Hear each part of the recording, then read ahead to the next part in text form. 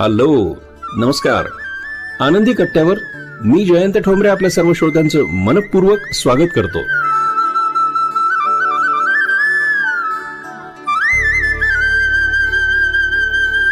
श्रोतो नमस्कार. व्हॉट्सॲपवर एक सुंदर पोस्ट वाचली. त्यात लेखकाचं नाव नाही आहे, पण ती पोस्ट आवडली आणि खास ती तुमच्यासाठी. फुगा अर्थात बलून. तिनं लग्नाला जाण्यासाठी नवा कोरा लखलखणारा चपला हार घातला.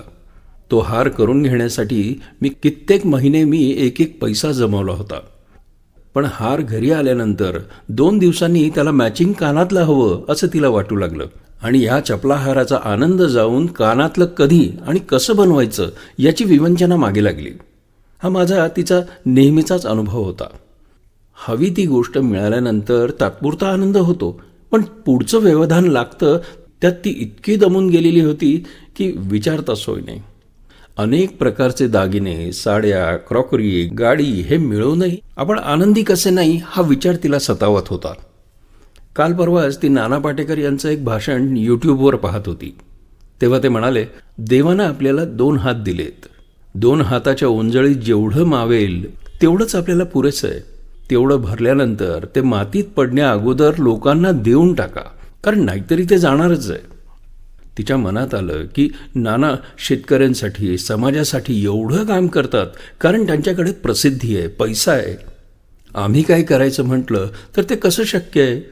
पण जो संचय केलेला आहे त्यातलं आपल्याबरोबर काहीही येणार नाही असं तिच्या अंतर्मनानं परत परत तिला ऐकवलं आणि ती वैतागून उठली.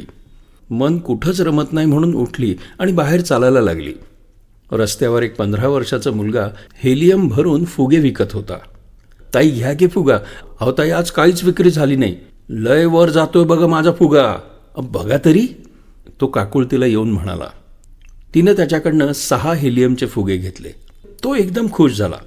ताई, कधी बी फुगे हवे असतील म्हणजे वाढदिवसाला किंवा कुठल्या फंक्शनला तर मला सांगा, मी आणून देईन. ती घरी आली. काय करू या फुग्यांचं म्हणत तिने कामवालीच्या मुलाला एक फुगा दिला. तो आनंदानं उड्या मारू लागला. एक फुगा तिने तिच्या मुलाला दिला. त्याने तर आईला मिठीच मारली. कामावर गेल्यानंतर शेजारी बसलेल्या मुलीला एक फुगा दिला. ती प्रसन्न हसली. कशाबद्दल म्हणाली? ती म्हणाली, असंच. 4था फुगा तिनं ऑफिसच्या दारावर अडकवला. तो चकचकीत निळा फुगा बघून आत येणारे लोक आज वाढदिवस आहे का कोणाचा असं म्हणत एकमेकांची नेहमीपेक्षा जास्त बोलू लागले. 5वा फुगा तिने घरी येताना एका भाजीवाल्याला दिला. तो केशरी फुगा बघून जास्त लोक तिच्याकडे भाजी घ्यायला आले. शेवटचा फुगा तिने एका मर्सिडीजमधनं उतरलेल्या सुटाबुटातल्या व्यक्तीला दिला. तो हसून थँक्यू म्हणाला. ती घरी आली. साधे 6 फुगे, पण कोणत्याही प्रकारच्या माणसाच्या, मुलाच्या चेहऱ्यावर पटकन हसू आणतात म्हणून दुसऱ्या दिवशी तिनं त्याच्याकडनं 12 फुगे विकत घेतले. ते जवळच्या हॉस्पिटलमधल्या पेशंट्सला पाठवले. तिथून फोन आला, अजून थोडे फुगे पाठवा. तिने रस्त्यावरच्या मुलाकडनं नियमितपणे फुगे घ्यायला सुरुवात केली आणि ते फुगे वेगवेगळ्या ठिकाणी पाठवायला सुरुवात केली. फुग्यांची मागणी वाढली म्हणून तिनं अगदी जरुरीच्या आणि रोज लागणाऱ्या 4 गोष्टी घरात ठेवून बाकी सगळं विकून टाकलं. त्यातून तिच्या शहरातल्या सर्व हॉस्पिटल्समध्ये, अनाथाश्रमात, वृद्धाश्रमात तिनं फुगे पाठवायला सुरुवात केली.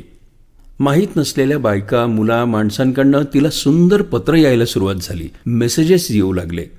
काही लोकांनी आमच्याकडनं फुगे पाठवा म्हणून तिच्याकडे देणगी द्यायला सुद्धा सुरुवात केली. फुगेवाली मॅडम आता सर्वांना माहिती झाली होती.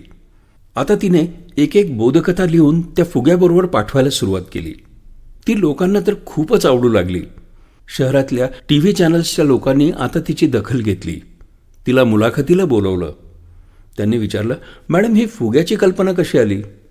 ती म्हणाली, मी पहिला फुगा विकत घेतला तेव्हा त्या मुलानं साधं चपटं पडलेलं रबरी लेटेक्स घेतलं, ज्याला आपण न फुगवलेला फुगा म्हणतो. त्यात त्यानं हेलियम गॅस भरला. तो रंगीत गुलाबी फुगा एकदम वर वर जाऊ लागला. तेव्हा मला वाटलं की याचं वर जाण्यामागे काहीतरी कारण आहे.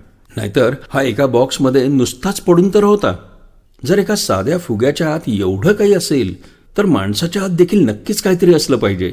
आतून आलेल्या आवाजाकडे जेव्हा मी लक्ष दिलं तेव्हा एक आयडिया आपोआप येत गेली. मी फक्त त्या आतल्या आवाजानं जे सांगितलं ते केलं. इतके दिवसही आतला आवाज काहीतरी सांगतच होता, पण त्याला गप्प बसवून मी त्याच्याकडे दुर्लक्ष करत होते, कारण बाहेरचं रंगीबिरंगी जग मला तिकडे खेचत असे. पण एक दिवस आतल्या आवाजाचं ऐकून तरी बघू असं म्हणून ऐकायला सुरुवात केली, त्या गुलाबी फुग्याकडे बघत. जे जमवलं होतं ते आत्ताच देऊन टाकलं, कारण कधीतरी द्यावं लागणारच आहे. मग आत्ताच का नाही असा विचार केला. आणि आता जे जमवलंय ते संपतच नाही आणि जुनंही होत नाही. हा हेलियम फुग्यालाच नाही तर मलाही बरंच वर वर नेतो. लहान थोर भेटल्यानंतर धावत भेटायला येतात, प्रेमानं मिठी मारतात, पत्र मेसेजेस पाठवतात, आशीर्वाद देतात. म्हणून त्या आतल्या आवाजाकडे कुणीही दुर्लक्ष करू नका. तो आवाजच तुम्हाला खरी वाट दाखवत असतो. आशीर्वाद, दुआ, शुभेच्छा ही माझी आत्ताची कमाई. हा माझा नवा संचय आहे. आणि हो, हे सगळं मी माझ्या बरोबर घेऊन जाणार आहे एक दिवस. जाताना आपण काहीच बरोबर नेत नसतं असं कोण म्हणतं? अहो, आपलं कार्यच आपल्याला लोकांच्या आणि आप्तस्वकीयांच्या मनामध्ये जिवंत ठेवतं. ती म्हणाली, मी प्रयत्न करते, तुम्ही सुद्धा करून पहा. खरंच किती आत्मीय सुख मिळतं ते.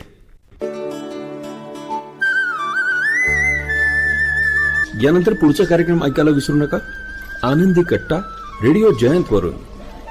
तोपर्यंत मात्र आनंदी रहा.